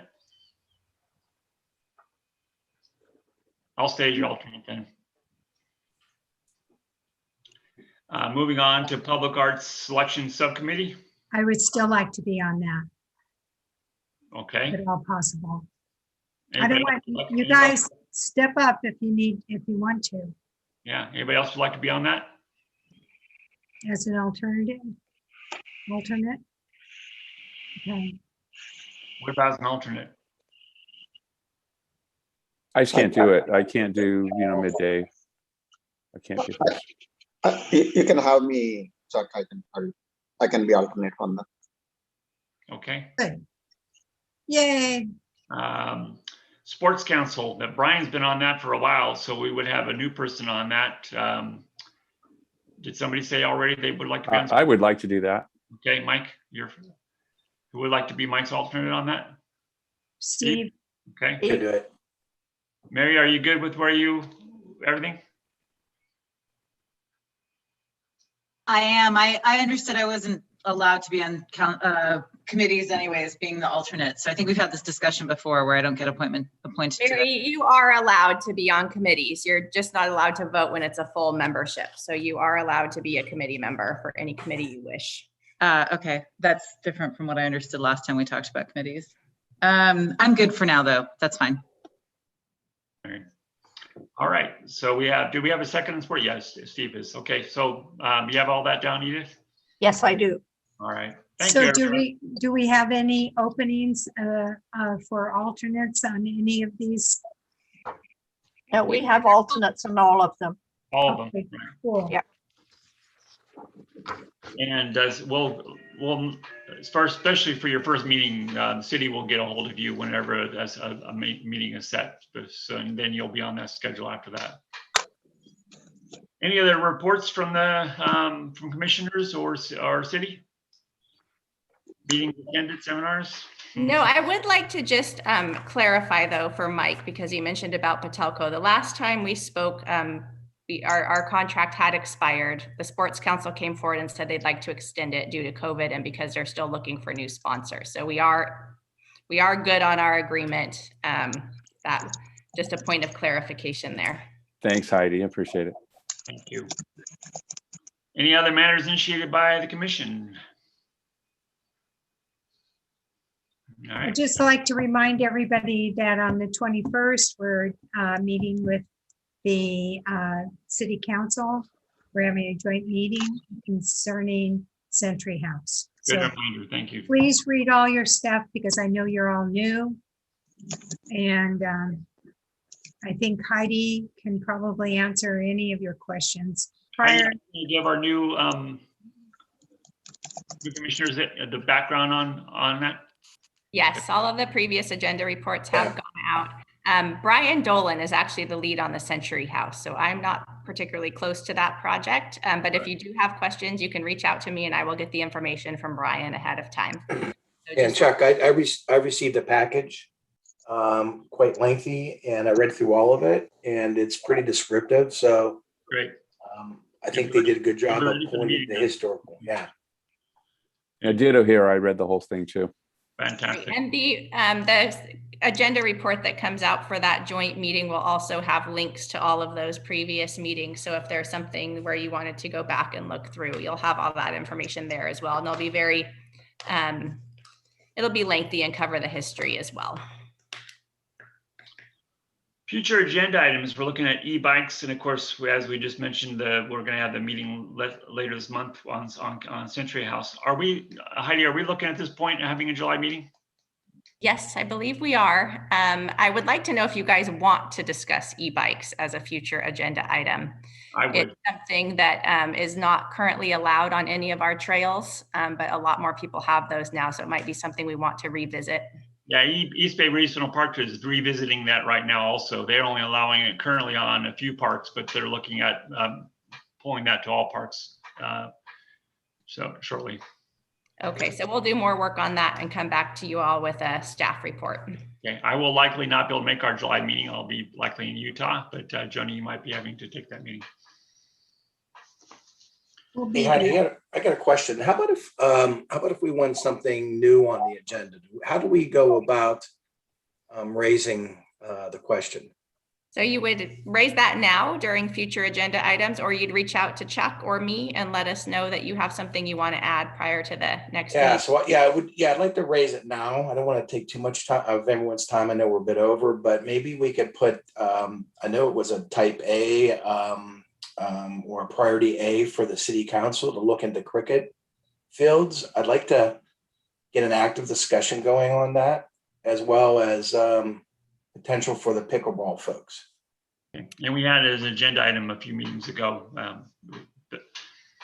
Right, but I mean, as for the new commissioners, I think it's important that we're able to voice our opinion on how we'd like to move forward. Absolutely. So that will probably take us a few months. We need to get the budget passed first and see where our Okay.